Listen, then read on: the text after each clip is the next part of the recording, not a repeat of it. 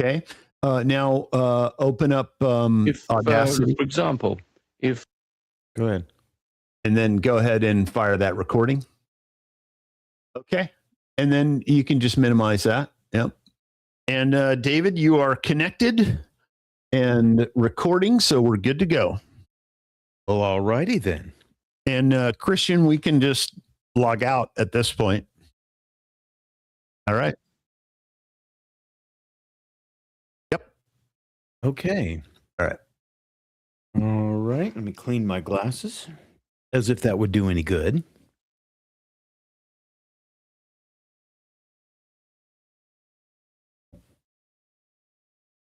Well, all righty then.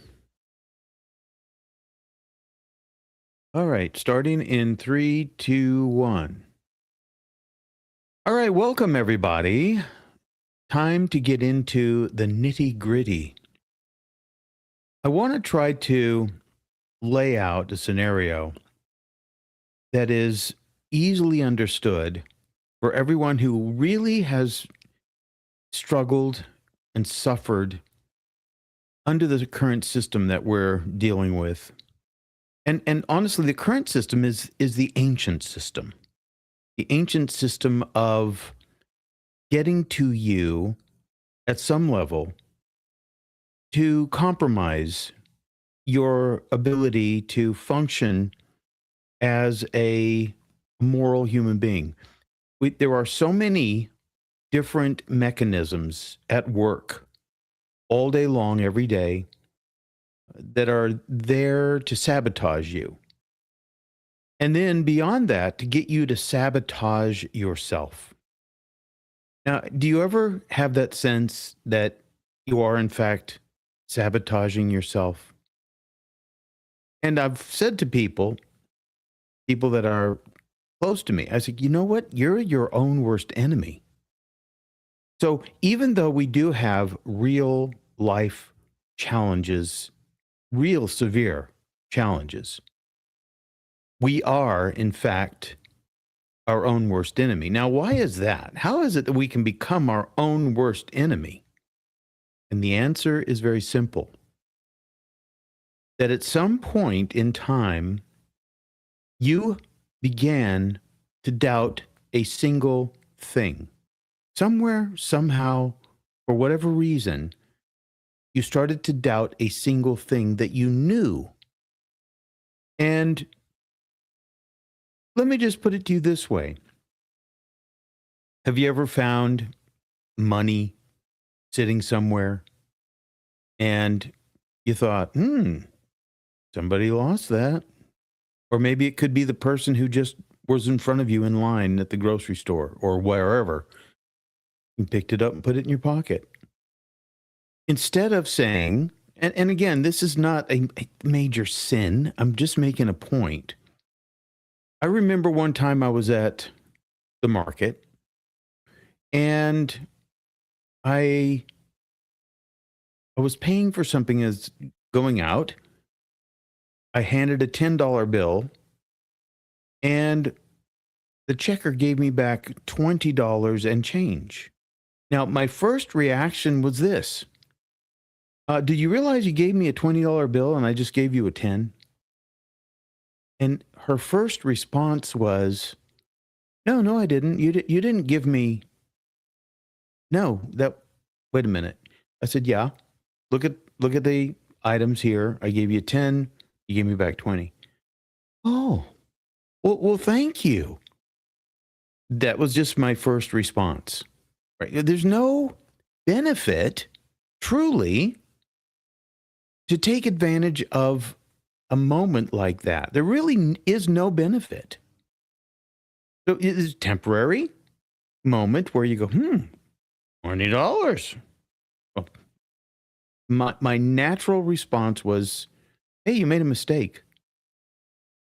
Now, but somewhere right now, somebody is taking advantage of somebody's mistake. Now, that's just one idea.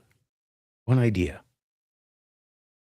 But you see, it becomes a domino effect of one thing cascading into many things.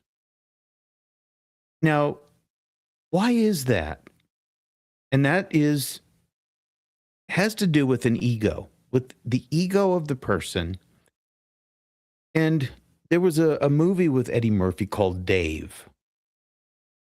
And I'm thinking it was Dave. Anyway, there was a person who had this little alien. It wasn't even a real person. It was like an android, but perfect android. And a person there was a little tiny alien inside, like controlling the person like a spacecraft. Anybody ever see that movie? Well, but in a manner of speaking, when you get compromised, something happens, you become body snatched, for lack of a better term.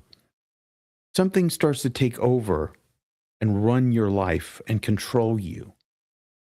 And so it's correctable, right? The minute you realize that you've made a mistake, you have a capacity for course correction to change and do something different. Maybe even go back and say, hey, you know what? I walked out, but I wanted to come back and tell you that you gave you the wrong change or whatever. You have the ability to course correct. But if you don't, and maybe it occurs to you, maybe there's a moment here where I need to course correct. Maybe I need to repent and be sorry and change the dynamic through doing the right thing. But when you don't, then it becomes exponential. The dominoes start to fall faster and faster. And that's because you've lent your existence to some petty, stupid, wrong kind of thing. And then you've, on top of it, compounded the doing of such a thing with denial. And to say, well, if I didn't pick it up, somebody else would have, or whatever. There's 1,000 justifications that can be applied to any given moment of compromise. Thousands. Yes, that's it. Meet Dave, Eddie Murphy. It's an interesting movie. It's kind of weird, but my only point in bringing that up is that something else enters the control scenario. And what you see, just as an example, in places like Minneapolis, where these protesters and these antagonists are out there interfering with the police actions that are being taken to rid the cities of bad people. You ever ask yourself, what is it that motivates a person to get in the way of, rebalancing law and order and going out and getting people who are rapists and murderers and child molesters and things of that nature? What is in that person's mind that causes them to do these things? And what rationalization? You see the bearded man that was, if you watch the news, that invaded the church along with Don Lemon and this group of goons. And the bearded man now is being focused on, but he's got serious issues, this guy. The way he talks, the energy with which this man communicates. You ever see that? I mean, you see these people on the street, people that are drug addicted and mentally unstable. You see that there's another force at work in that person. And then the question comes up, well, what force is that? And yeah, it's got to be something other than the human, other than the person that was originally installed in that body. There's something at work. And so I want to lay out the scenario, and using some additional audio from Roy Masters. And because if you can see in the moment where the mistake starts to take place, you can, and I keep telling people this, you detect it and then you deflect it. The moment you become aware is the moment that trajectory or direction or destiny changes. Now, but it changes either for the better or the worse. And if you reject the moment of realization, if you reject rather than detect, things get worse. And this is where you find yourself if you're not going down the right road.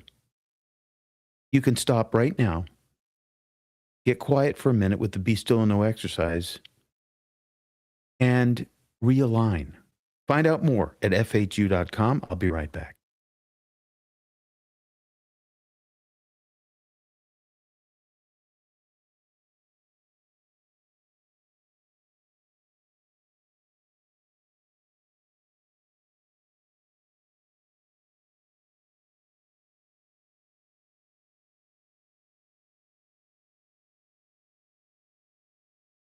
We're talking about religion right now. Good, evil. Where is the evil? It's inside you. Back to my story about my cousin Arnold. I remember he said something to me, and some words hit me like a brick. I said, how does this word hit me like a brick? It's not a thing. I'm a questioning creature. I say to you, when it gets really severe, is when you're really in trouble. You go through life and you don't notice this because it is the ordinary way of life. But basically, we're all schizophrenic to some degree. The longer you live and the wronger you live, the worse it gets. And how many people are on pills for anxieties and fears and troubled thinking and the endless loop of thoughts? Those are words. And they beat you do things. And there's impulses that go with them. And then you should ask questions like, well, I've got thoughts in my head and something, I can see what my impulse is. I'm happily married. I see this other woman. Am I guilty for thinking about these things? These are questions because there is a place where you can think, thoughts can come into your head where you're not guilty at one point and you are guilty at another. Do you see the bigger picture with this whole idea? When he says, well, at some level, everybody's schizophrenic, what does that really mean anyway? Multiple personalities? Well, it's not that far out an idea to think that there's more than one something at work. And, these, I think the progressive insurance commercials are funny. We can't stop you from becoming your parents, right? Well, you are becoming your parents. If you're not aware that you're becoming something, it's more likely that it's happening. And don't we all have certain traits that we inherit? Certain personality traits, certain idiosyncrasies? Look at yourself and don't deny it because it's true. There's more than just one set of ideas operating sometimes, maybe not always. Obviously there's a you, but then there's always that other component, and that is the not you. And so the question is, how much of the you is in charge as opposed to the not you? The not you, let's just say, for example, there was a movie with Dom DeLuise called Fatso. Anybody remember that movie? And it shows in the beginning of the movie how every time as a child he was upset, his mom would stick a meatball or some spaghetti in his mouth.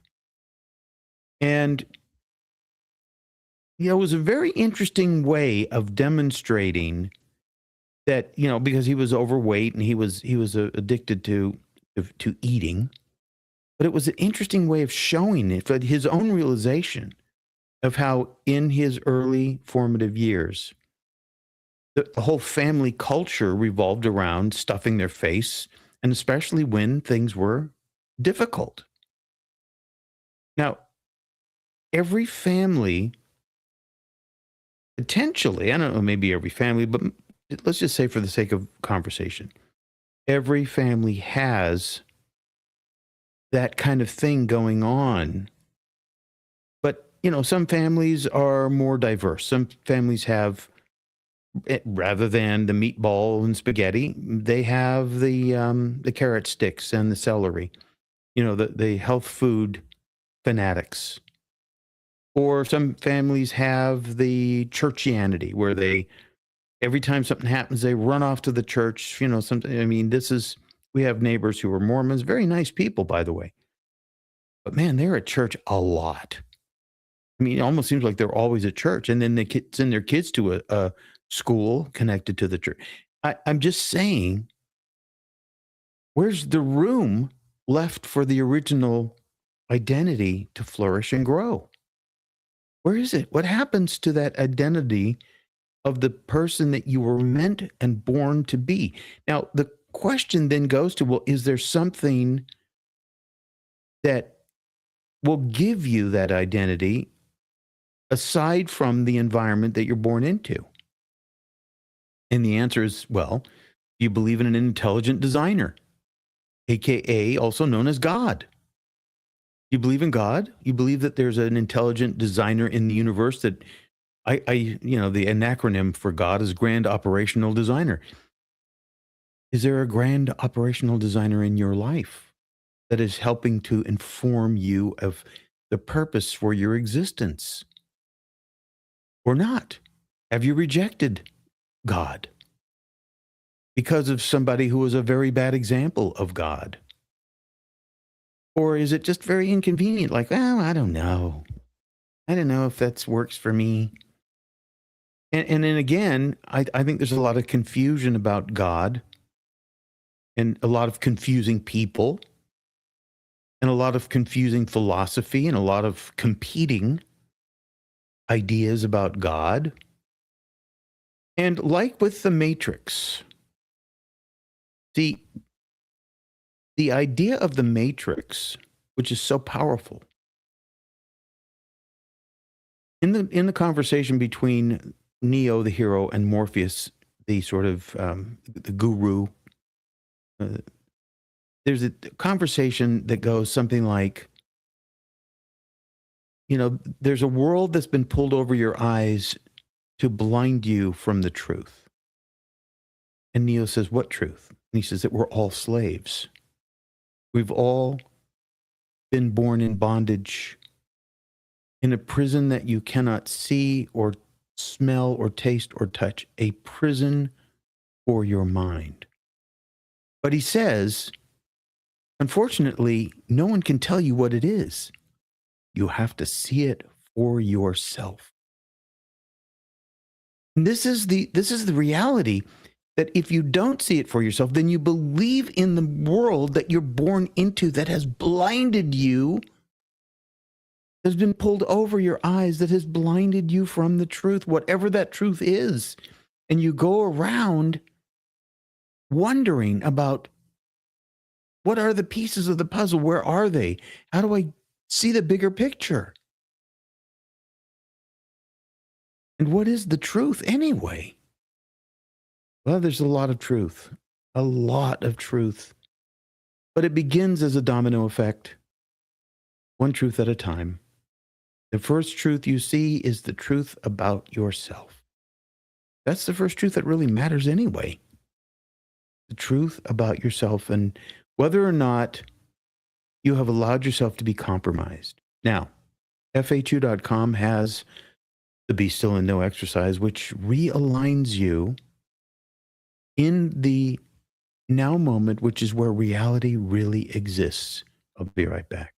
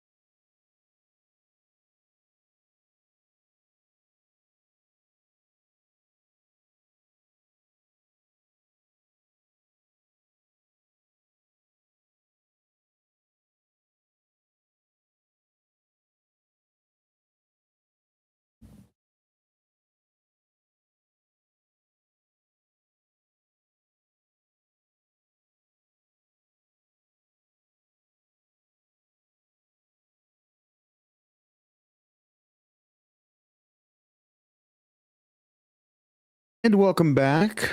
I hope this is sort of sinking in. Now, I was able to find my clip of The Matrix, Prison for the Mind. But you see, what you don't realize is if you can't see it, smell it, touch it, then you can actually believe something else even more strange. And what am I saying to you? I'm saying just because you can't see it doesn't mean it isn't there. Now, the question is, do you want to see it?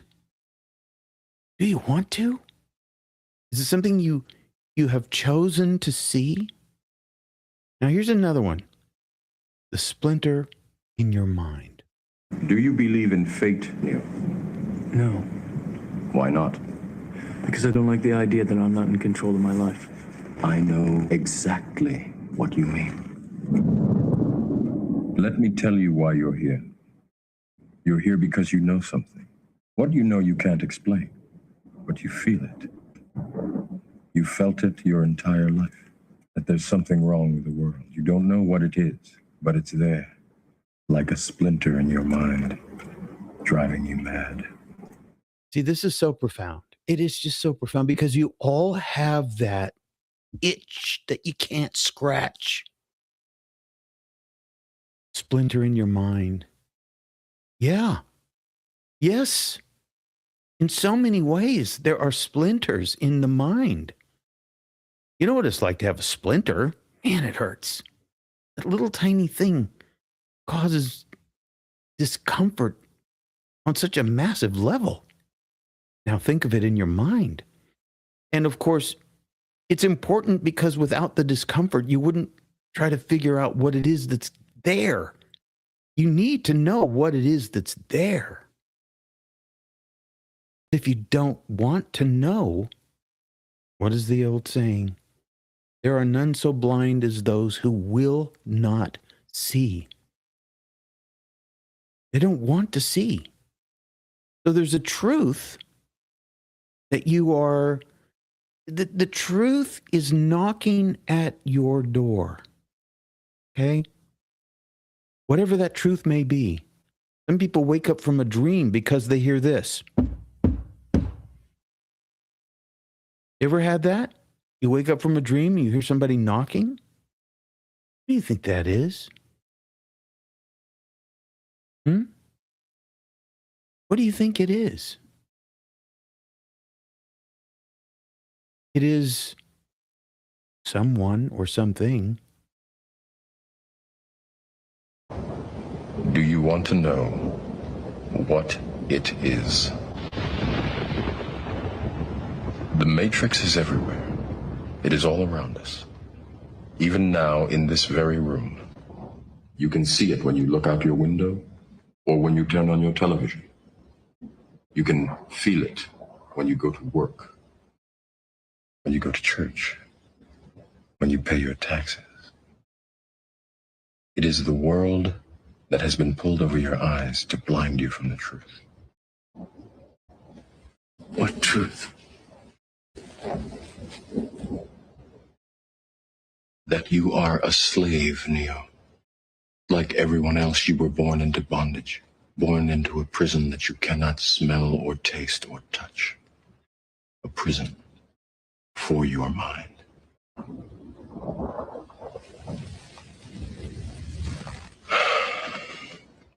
Unfortunately, no one can be told what the Matrix is. You have to see it for yourself. You do. And see, it's your choice. That's what's so amazing about this whole thing. It is your choice to see it or not. And if you don't see it, why don't you see it? But he says you can see it when you look out your window, when you go to church, when you pay your taxes. You can see that something is wrong with the world. You know there's something wrong with the world. When you turn on the news, you know there's something wrong with the world. You know it. You know it. Yes, you do. You do know it. Yeah. And sadly, you may choose to ignore it. You may. I can actually answer that question. Yes, if you entertain the thought, you're guilty. But Jesus said something like that. He said, you shall not commit adultery, but who has it in his mind has already committed it. Now, some people, when you don't understand your scriptures very well, because it isn't very well explained, but it's very true. If a naked woman would stand in front of a man, what do you have? It's a thought. The picture becomes a thought because you actually don't see the thing itself. You only see the image in your head. And of course, if you have a computer, you see those pictures all the time. I don't see them anymore, but I've got these virus detectors, so I'm okay. Firewall, yes, a firewall. So the whole idea is to shock people into having these illicit memories where they don't know how to deal with them. Well, you see, there it is. What did I say in the beginning? You're compromised. Something compromises you. And I'll tell you the other thing that's really interesting about this is that the devil is right there waiting for just the right moment to drop something right in your path. Just something. It could be anything. It could just be, like I was just saying, just an idea. Could flit in from somewhere and out. And then you go, where did that come from? Wait a minute, what was that? It could be an idea. A thought. A single thought. But most of it is already there, planted. Your mind is like, say, a garden. And from the time, even before you're born, you can hear your mom and dad's voice. You can hear the goings on in the world outside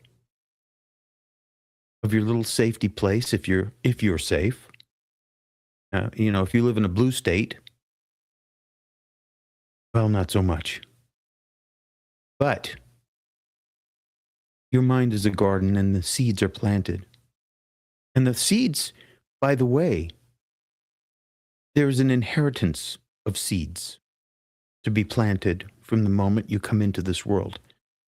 So I think that at some level, you have a fairly blank slate at the very beginning, and then, boom, here you are. You arrive in Crazy Town, and, your home is in Crazy Town, and your mind is available because you don't know. You have no idea. You don't know any better.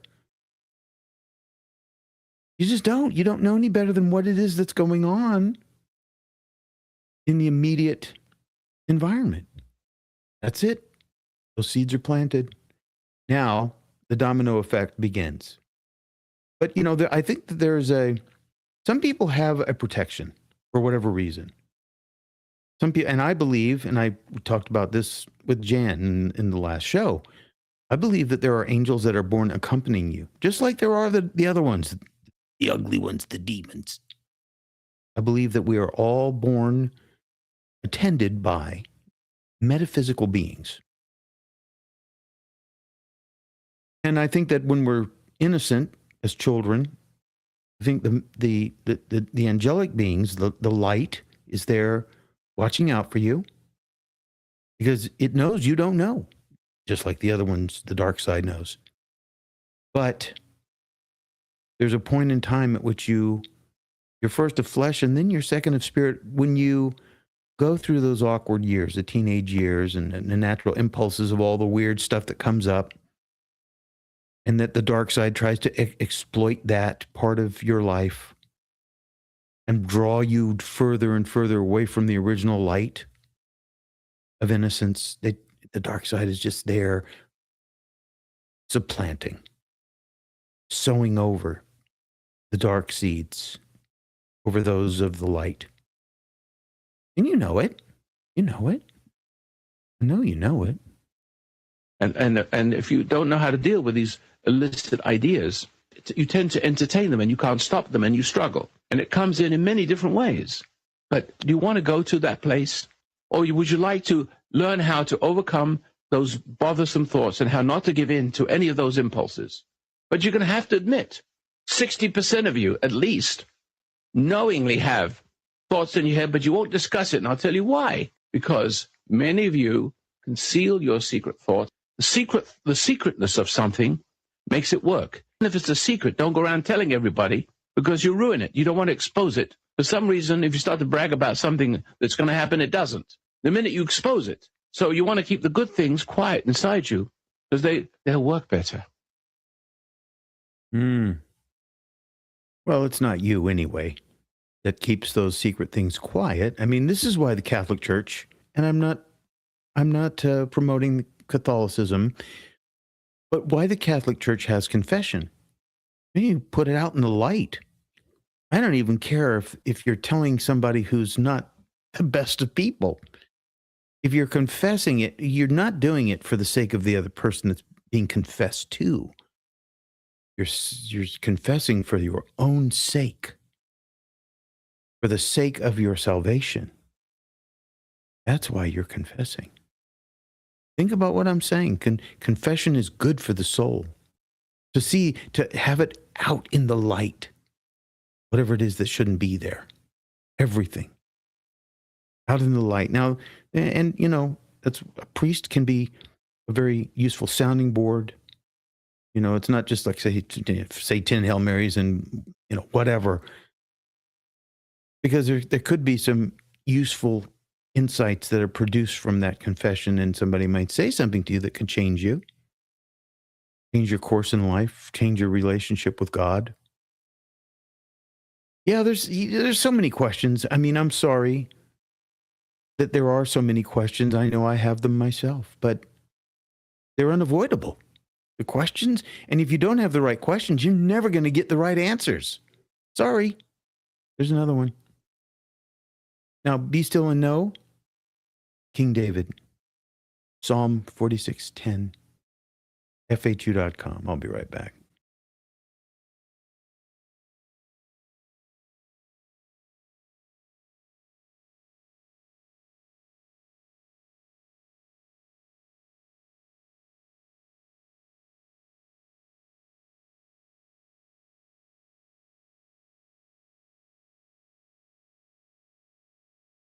I want you to learn how to deal with.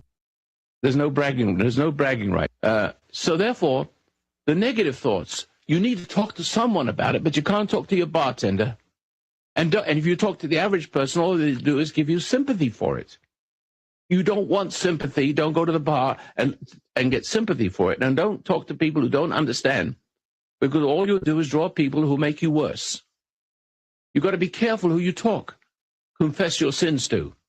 You've got to be careful of confessing your sin to a priest, because he doesn't know. He'll just tell you to have three Hail Marys or find Jesus, and you don't know where to look for him. If the bugle make the uncertain cry, who will be ready for battle? I know how to help you if you want help. Wow, I didn't even know he was going to say that. Can you imagine? Yep. I hadn't listened to that. I just had found some great audio. Started listening to the first clip. I thought this is really good. I didn't realize that he would absolutely echo the things I just said. But you see, it's a frequency. Why don't you have it? Well, maybe you do. Maybe we all have it. We just haven't tuned into it. Just like people who are tuned into Perilous World Radio right now. They're all getting the same signal. Now, they're your individual thoughts. Maybe not so much. Maybe your individual thoughts are very different, but you're all getting the same signal, right? Synchronicity. That's what it is. We all get the same signals. Why can't we give voice to it? Well, I think we can. But you see, it's that domino effect thing. If you're making these little incremental choices, and think about what I'm saying, the dominoes fall in a certain direction or away from a certain direction. And it's interesting. Let's play another one. The number is 866-8883. I know some of you are afraid, but we need to understand, bring God back into religion. We got to kick the bad guy out of your head. It has no business being in there, but everybody's got a little piece of us because we've all sinned. And we really haven't been saved. When you think you've been saved, you haven't been. Well, some of you have. Some of you get it. Don't worry. You don't have thoughts that bother you. If you have learned and discovered how to be free from all those impulses, I have. I've forged a new allegiance. Yeah, the only thing, I mean, not the only thing, but one of the main things that I'm aware of is the worry monster. I had it since I was a kid. It's different now. It's much less because I'm able to detect it and therefore deflect it. But the worry about, see, the idea of worry is a belief in a negative outcome. But so I don't really think that it's worry at this point. It's just, it's anticipation more than anything. It's like, oh, I wonder what's going to happen. I mean, look at the world that we live in. It's crazy. We can't have another 4 years of President Trump. And I have to say, honestly, he's a one-of-a-kind guy. He's just one of a kind. Which is why the individual makes so much difference. Oh, my goodness. You know, the Army used to have a advertisement, an army of one. That's our president. He is an army of one. And, yeah, just anticipation. You know, what was that song? Anticipation, it's making me crazy. Yeah, Harley Simon. It's not making me crazy, but it could. It could drive you insane. What's going to happen? And don't worry about it. I mean, I honestly am not a worrier. More of a warrior these days. But when I was a kid, I was a worrier. And people that worry are not firmly grounded in faith, truly. Because do you really have much control over it anyway? Do you have much control over what happens? No, because the only thing you have control over is how you look at it, how you deal with it. That's really what you have control over. And if you don't have control over that, what do you got control over? Think about it. You know, the Bible says you can't turn one gray hair black.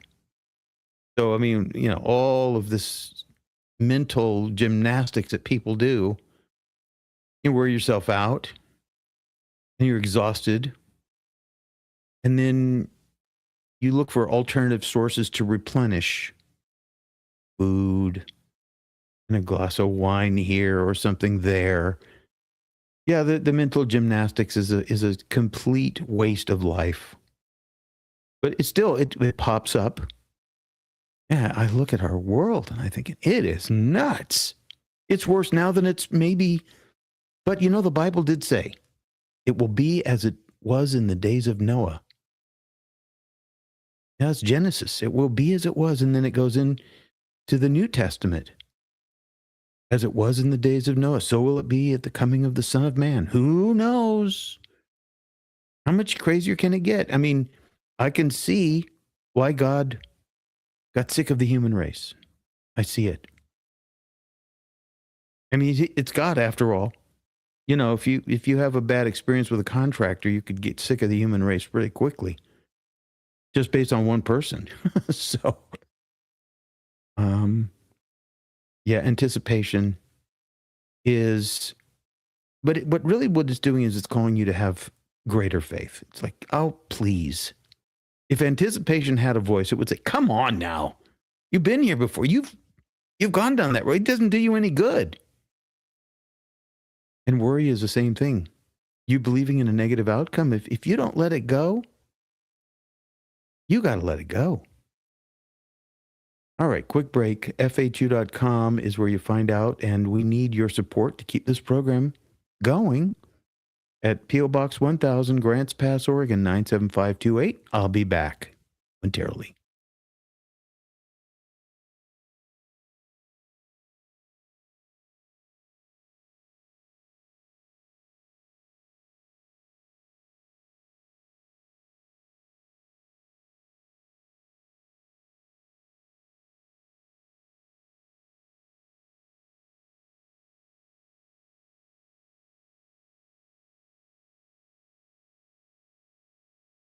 The trouble we have with our lives is because evil is everywhere. And remember what I said about Jesus saying when the evil was coming to take him away to crucify him, he said, he is not concerned because he has nothing in me. Now you see, but there is something in you, there's a weakness. And that's why the worst kind of people rise to political power. The worst kind of people prosper. Mm. Yes, indeed. The crazy, nutty, evil people that we see parading in front of us, they're tempting us. And just put it in perspective for a moment. You see, and I have to say, I think it's a mistake to replay the words of the enemy alongside the words of the champions, because it reinforces the crazy. Like on Fox News, for example. I mean, it's probably the only place, and there are other places, Newsmax and a few other places. Alex Jones is half the time he's brilliant, half the time he's off his rocker. There are news shows that just all day long they keep playing the words of the enemy, and okay, but here it goes from morning to evening. Each show has its own version of the same thing. And really those words are designed, they're trigger words. They're designed to get a certain kind of reaction. And if a hypnotist has a signal to actuate the psychosis in a person, the hypnotic condition, the mass formation, those people are like mesmerizers. They say the same insane lies over and over. Trump is Hitler. Trump's a Nazi. I mean, it's for anybody that has a functional brain. They go, that's crazy. Trump doesn't resemble a Nazi in any way, shape, or form. He's trying to liberate people. But that's the rational person recognizes that they're lying. The rational person realizes that they're being gaslighted. But it doesn't stop the enemies of reason and logic and truth. It doesn't stop them because they know that they're like snipers. They don't get you, but they get the guy next door.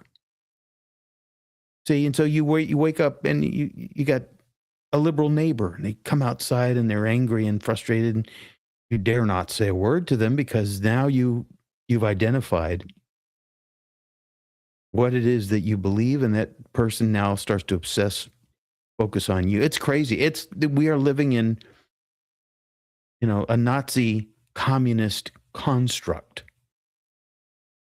It's frightening, but at the same time, it will be as it was in the days of Noah. The craziness of it all. And, there was some really weird stuff in the days of Noah. Weird. Yeah, weird. And non-human intelligence, anyone in the days of Noah? Giants? Nephilim? God only knows. And we got weird stuff going on in our we got weird stuff going on. High strangeness, they call it. Non-human intelligence. They're these people who go out in the middle of a field and they call them in like a dog with a dog whistle. What are those things? Well, I'm going to tell you, there's nothing from another planet. That's my opinion. They're intelligences. And, if we talked about angels yesterday, angels take on various kinds of forms, human forms and other, I imagine. I don't know. Maybe a dog comes out of the woodwork somewhere. I've heard of people who were protected by dogs going down a dangerous street in an inner city. So who knows about these demonic forces that we're dealing with? I'm just saying. Yeah, we are living in very strange times. Look, I'm just going to give you an example. 36 killings in San Fernando Valley, which is only a small part of Los Angeles, isn't it? In a little tiny area, the violence comes as a number of documented gangs in the valley has ballooned from 80 up from 70 to about 20,000 members in a small area with about 15,000 members just 5 years ago. That's not numbering the police. But here's the interesting thing. It said it reflects a tipping point where gangs are not only initiating members with violence. Now there it is. You see, you have Taliban in this country already, initiating members with violence. You get it? You violate. When you violate a person, but you can also violate people, any kind of seduction. If you don't know how to deal with the temptation of confronting you, then you become the extension of it. Mm-hmm. Yeah. Are you at some level an extension of some kind of compromise? I mean, you'd have to be honest and say, yeah. Yeah. I mean, it's almost unavoidable. And because of the world that we live in, the temptations are many. And only by faith, only through salvation can you survive. The temptations are an ocean of temptation. Everybody, even your parents and your loved ones, they can't help it. You know, that's what Jesus said. Jesus said it when he was hanging on the cross. God, free them, for they know not what they do. I don't think he said forget. And I looked at the Aramaic. And I'll find that at the break. Because it wasn't, you see, forgiveness is getting a retrieval. It's being let off the hook. No, it is God, untie them, free them, unloose them. Because they don't know what they're doing. Jesus was praying for them to have their eyes open and awakened to what it is that they were doing. They did it to him, and they've done it. And Einstein put it this way: great spirits have often faced violent opposition from mediocre minds. We have violent opposition. And I'll tell you, in my opinion, these ICE agents and the people who are standing up for what is good in this country, heroes all. I don't care what their lives are like. They are facing the violent opposition. Look at it. And you know what the dark side says on the left? Well, if you're not one of us, you're our enemy. Okay. If that's the way it's got to be. And that's what they're saying out loud. Now, if you don't agree with us, you're the enemy. How evil. How evil is that? That's just evil. You're evil. And it passes from one to another. Then you turn around and do unto others what was done to you. You become owned by what violates you. And if you don't have the resistance, the Christian grace, there it is again, the Christian grace to learn to, if you don't know how to teach your children, and many of you don't, because you go to a plastic church. And that's the problem with America. We're losing this war. We're losing the moral war. And Christians are not Christian enough. I keep telling you that. I love you. I want you to learn how to deal with your own private thoughts, but you will not have it. I want you to learn how to deal with your own private thoughts, but you will not have it. What you surmise, just being like just an ordinary talk show host, Dr. Laura. And she dispenses good advice. Nothing wrong with that. Nothing threatening. But you need something threatened because the darkness in all of you in whom there is darkness, it was threatened by the light. You're not afraid of the darkness. Well, where are you? Are you afraid of the darkness or afraid of the light? A lot of people are afraid of the light. You say, where's the light? It's called your conscience. Thank you, Dad. Thank you for all those years of you being a voice of one crying in the wilderness. Thank you. Because I know you're in your abode. I know that God took you in. I'm absolutely, positively certain of it. And that you're doing whatever it is he needs you to do there as well. Are you out there doing that? He gave you an amazing tool called Be Still and Know. It isn't something that was totally original, but it was repurposed for you in this day and age. FHU.com. Yeah, you can find out more about the Be Still and Know exercise. Psalm 46:10. I'll be right back.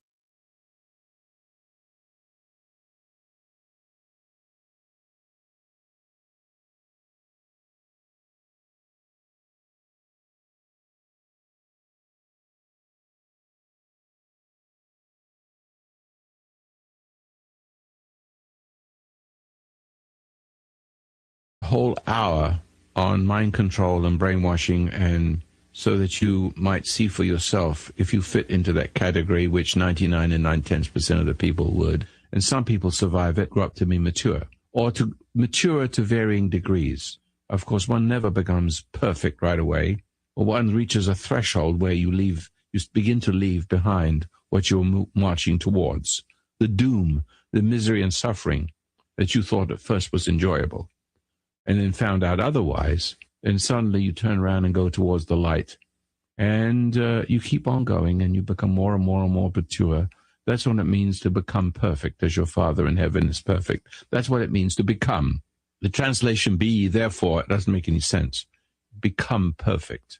Become means, it doesn't mean to say to be instantly transformed. It means a process in becoming. See, you're a work in progress.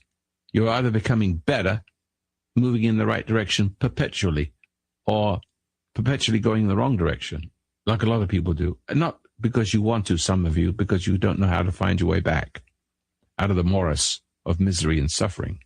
And so that's what I'm on the air trying to help you, those of you who want to turn around, who are stuck in your Alice in Wonderland world of mentally sustained thoughts by your emotions, or emotionally sustained thoughts. You're stuck in those emotionally sustained thoughts through your reactions.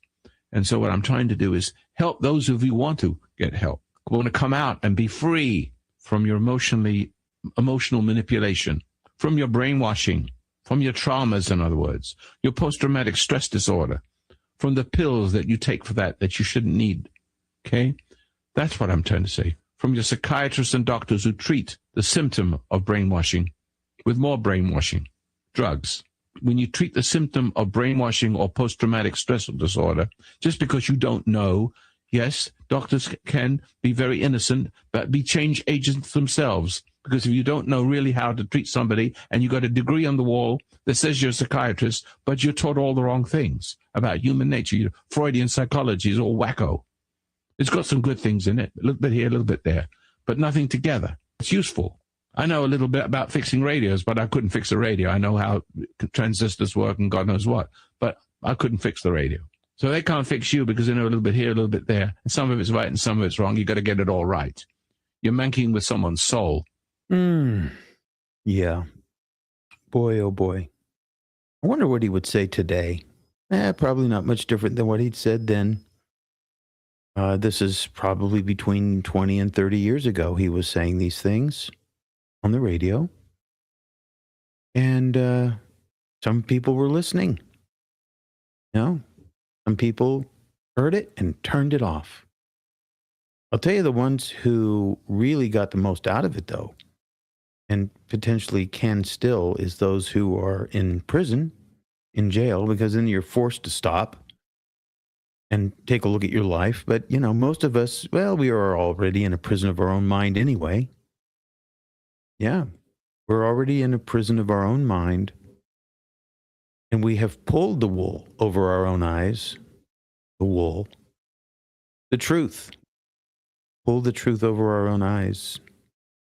Or pulled the world that blinds us from the truth over our own eyes. Like when you wake up in the morning, you don't want to get up and you pull the covers over your head. And look, it's not easy. It isn't meant to be, by the way. Look at the martyrs. The martyrs of Christ. I'm not talking about the other kind, because they're going straight to the Pineapple Express to hell. The martyrs for Christ, all murdered, all except for John. It wasn't easy. And the way that they were murdered was just horrifying. It's what the dark side wants to do to everyone. You see, and their way of letting you know what they're about is you either agree with us or you're the enemy. That's how you know. That's how you know. Take them at their word. Be warned. These are not a nice group of people that you see out there out protesting out in front of the ICE facilities and the Gavin Newsoms of the world talking about getting knee pads for people. This guy is the devil himself. Devil. He's like a shapeshifter devil. One minute he's doing a podcast so he can seem more conservative, and the next minute he's quadrupling down on crazy. Him and the AOCs of the world and the Nancy Pelosi's, they're all, you see them for what they are. They are meat puppets, is what they are. They are just puppets. They don't even have strings. But they are puppets. And their master is pulling their spiritual strings from wherever realm that is. Remote controlled. There are a lot of people that are remote controlled. That's what the whole Manchurian Candidate thing was about. All it took was a phone call, right? And the sound of somebody's voice and a certain phrase, and that actuated them. But see, I'm trying to say to you about the people that we are exposed to on television. It's exactly the same thing. That all they have to do is say a certain thing to try to trigger you. And if you get triggered, even if you still retain your original disagreement, if you get upset with them, if they penetrate you, it's like getting penetrated with a little bit of venom. You got to realize what you're dealing with here. I would rather turn off the TV, and I do. I have the remote in my hand. I don't want to hear what those people say. I hear it one time. That's crazy. And then from that point on, all day long, if it comes back up, I just mute it. They need to be muted, but I don't know, because you know what? If they, God forbid, if they get in charge, they're going to do it to you. They're going to do it to us. They're going to cancel us out. Look what they did on January 6th to the people who just went to the Capitol. That was a playground. That was kindergarten compared to what they want to do. Look at them now.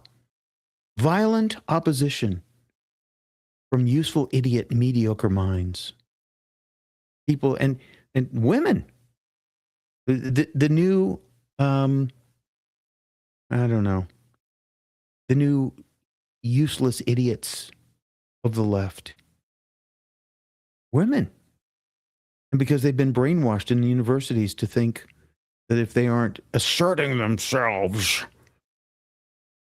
they're missing the whole point of living. FHU.com, you'll find out more about the Be Still and Know exercise. It will realign you with your true purpose in life. PO Box 1000, Grants Pass, Oregon, 97528. I'll be right back.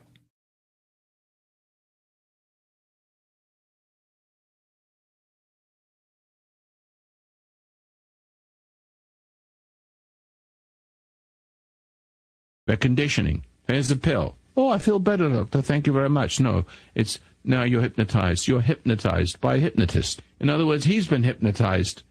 The degree says so. It shouldn't have to say so because there are people with degrees that do know what they're talking about. Okay. But most of them in these nebulous sciences don't. Even medicine is not an exact art. Psychiatry and psychology is not an exact art.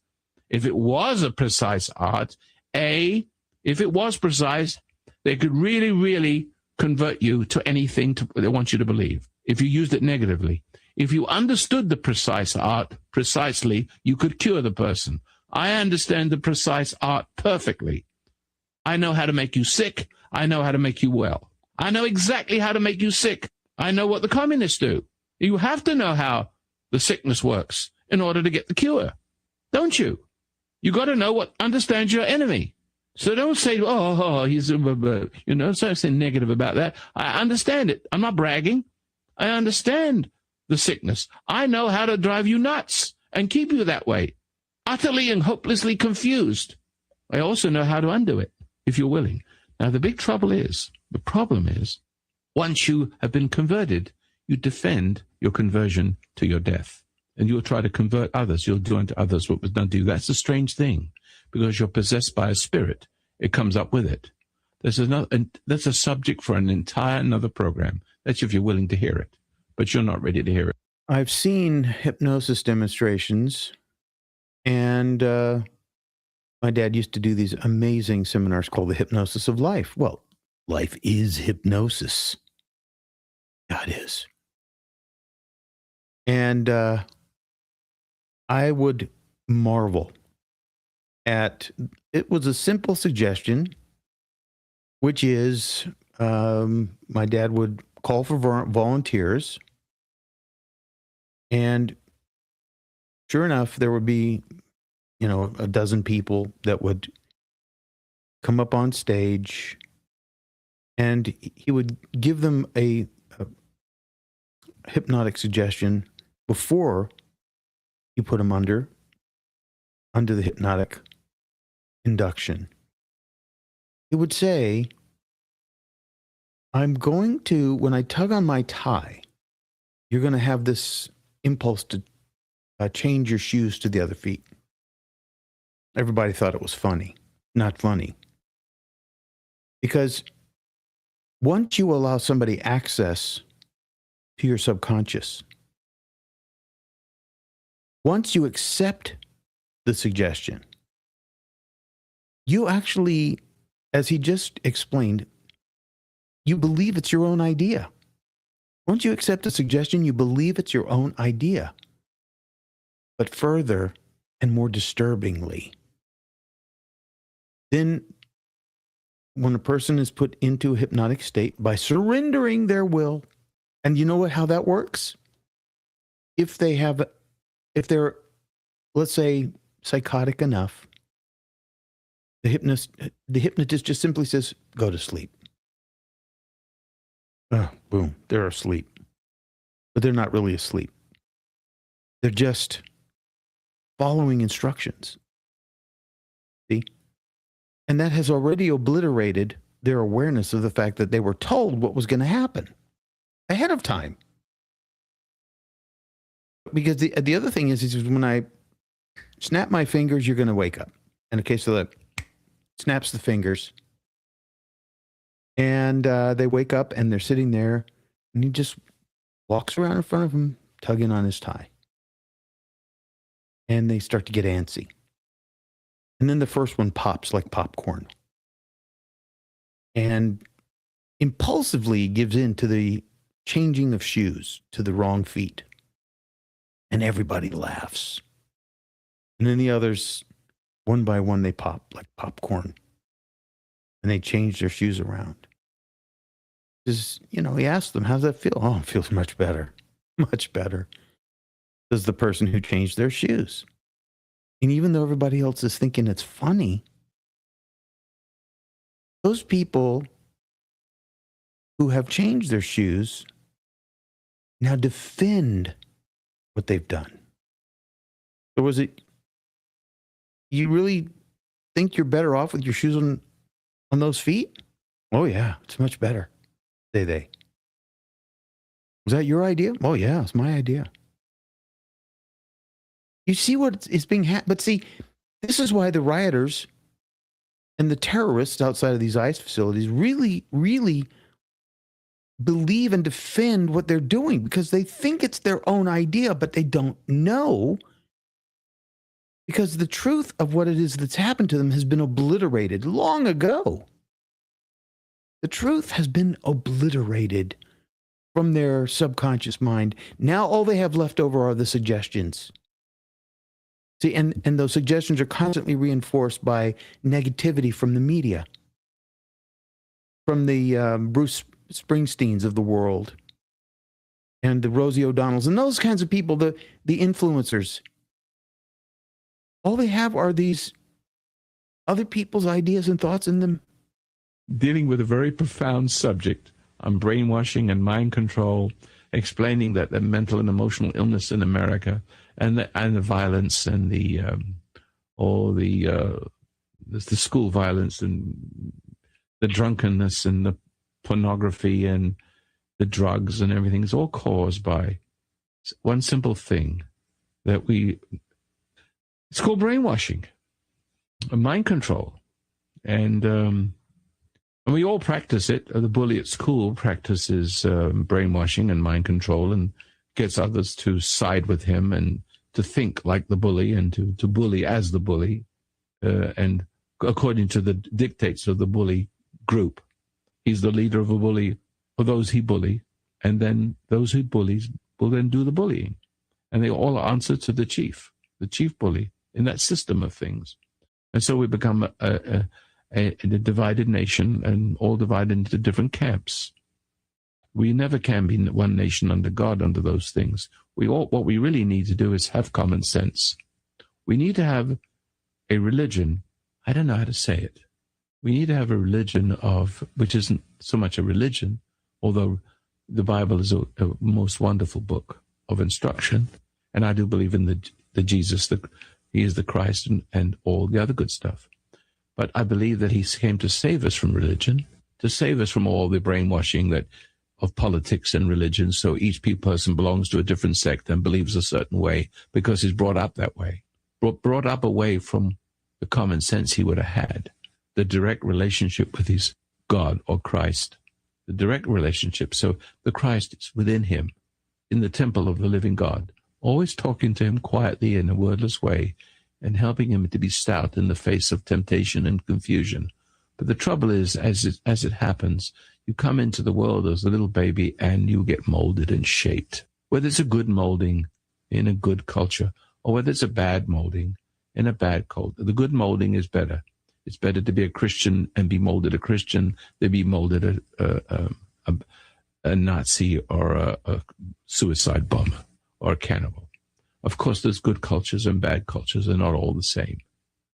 And good cultures they encode the laws on the books and their teachings, how we should be, what we should be inside our hearts, so that it bears witness to that. We should find it, but it can't impose it upon you. You can't act it out. It's still brainwashing if you act it out. So if you're going to be brainwashed, it's better to be brainwashed to Judaism or Christianity or something like that, to act that good part out, so that all you have to do is understand what you've been taught and make it a living thing. And I want to help my country, because all of you people with problems mess up the country.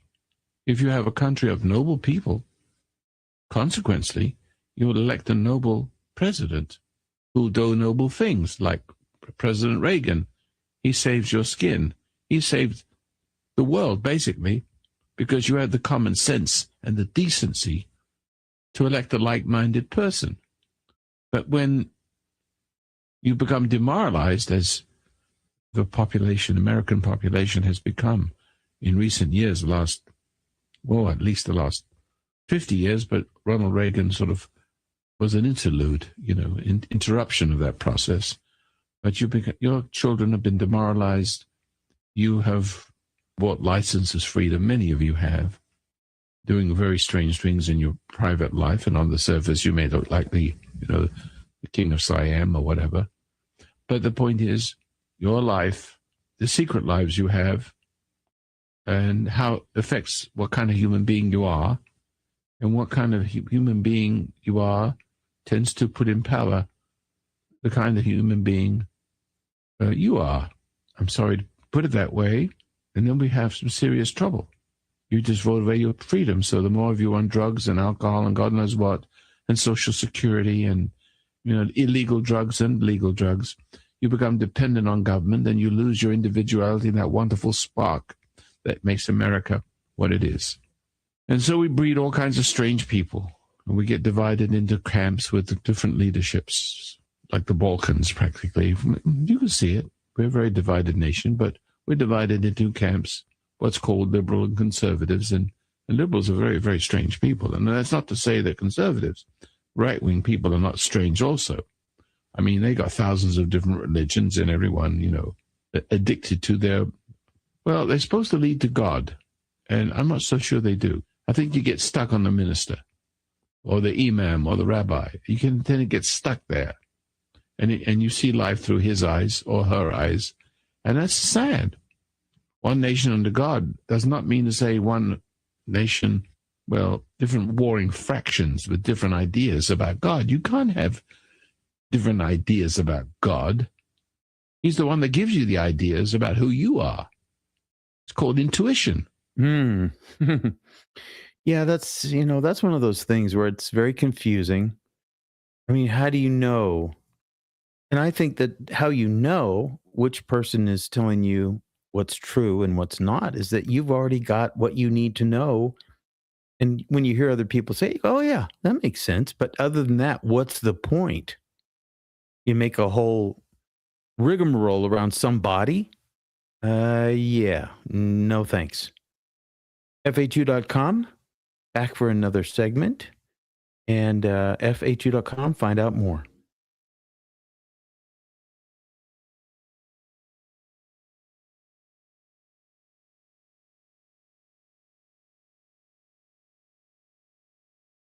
That's the reason why you can understand me. Of every race and color and creed, you can understand what I'm saying. Even what I just said, you understand it.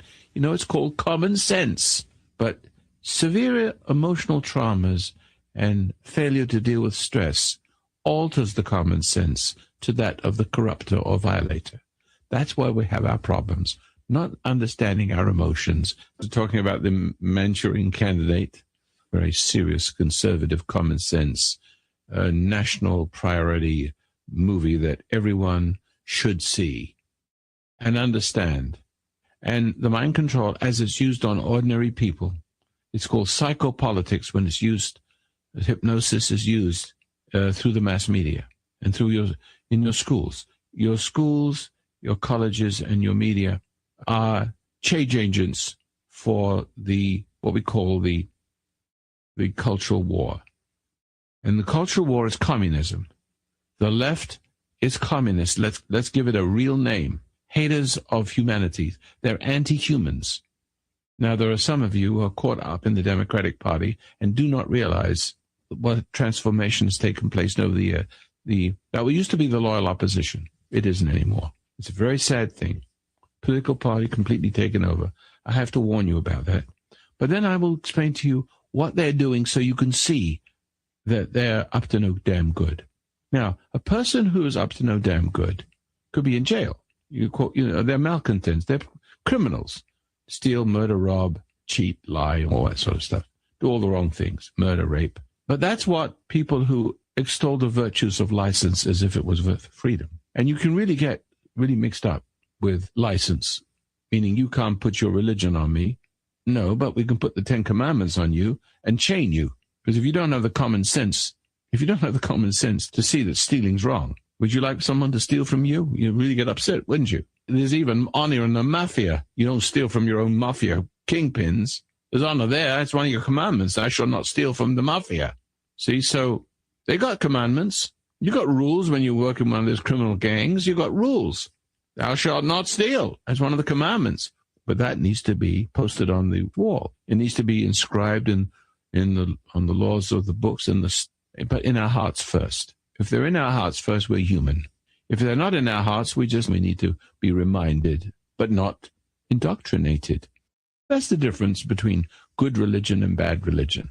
Good religion reminds you, and you are reminded by the example of your friend, your teacher, your father, your mother, because they live the model life and it's easy for them. I mean, a porpoise is a porpoise is a porpoise. So how comes they don't need the 10 Commandments written on the courthouse walls? They're just beautiful creatures because they're naturally good, so to speak. Only because they can't be anything else but a porpoise. They don't have a choice. But in some mysterious way, you do have a choice to be free from the laws of the heart, where they don't. But when you are free from the laws of the heart, you're freed from the realization that you're a slave. Because when you fall from knowing what's right to what's wrong, you will excuse your wrong behavior, and that will become denial. Did you know every excuse is a denial? And therefore, when you deal with a person who does you wrong and you try to confront them, they'll make you think there's something wrong with you, there's something wrong with them. They're going to block you out. And so once you can screw a person's brain and emotionally convert them from a loyalty to their conscience to a loyalty to them and their party or religion, you got zombies. You got converts, not volunteers, conscripts, because when you do that to children at birth, you can convert people and to be loyal to that which has corrupted them. This is political mind control, and they're doing this to your kids in school. I've been trying to tell you that. I will not prevail on this subject today. This is a program to help people, and I have to delve in the realm of religion and politics. There is no difference between them in the conversion process. And you get it. The same techniques used to convert people to religion, they should never be used that way. Never, never, never, never. You rabbis, I don't think Jewish people proselytize, but you others, you don't dare emotionalize, pressurize, terrify, upset, frighten, scare people with dreams of hell and God knows what. You have to be the perfect example to bring across people through the revelation of the good in you to another person, so that they will be enthralled, delighted to see where you're coming from and want to come from the same place. That's what I want to do with you. Mm-hmm. Yep. Well, unfortunately, the hell and damnation preachers are, I guess, more for the old school kind of person. And the new school people, God wants you to have everything you ever wanted, which is a bunch of gibberish. God wants you to do the right thing for the right reason. And if they tell you that, you won't go to their church. So they tell you, God wants you to have everything you ever wanted. And they know that they're frauds. They all know that they are frauds, but they rationalize that by saying, well, I'm serving Jesus. Oh my goodness. I wouldn't want to be caught. There are people that imitate policemen sometimes, and when they get caught, they just get treated like the criminals that they really are. And you got to really be careful. You got to be careful. You got to do the right thing for the right reason. There's no other reason to do the right thing. I mean, if you're going to do it for, for a trophy, come on. You don't want to do the right thing for a trophy. You want to do it because it's pleasing to God. That's it. And you know that Jesus and the angels are always watching. So, yeah, I mean, what's the point of trying to get away with something you're never going to get away with anyway? Because it's always going to come back to bite you, just like the fake policeman. When he gets caught, he gets treated like the criminal. All right, that's the end of this show, and I hope you were enlightened in some way, shape, or form. FHU.com is where you find out about the Be Still and No exercise. And P.O. Box 1000, Grants Pass, Oregon 97528. Thanks for listening. See you in a few days. Okay. Yes, sir. So, Christian, don't know if you're logged in there. You can unmute yourself. If you are logged in there, show me by going to the left screen there and putting an end to spaces. You are? Good deal. And now shut down the streams. No. You click on the same buttons that you clicked to start it.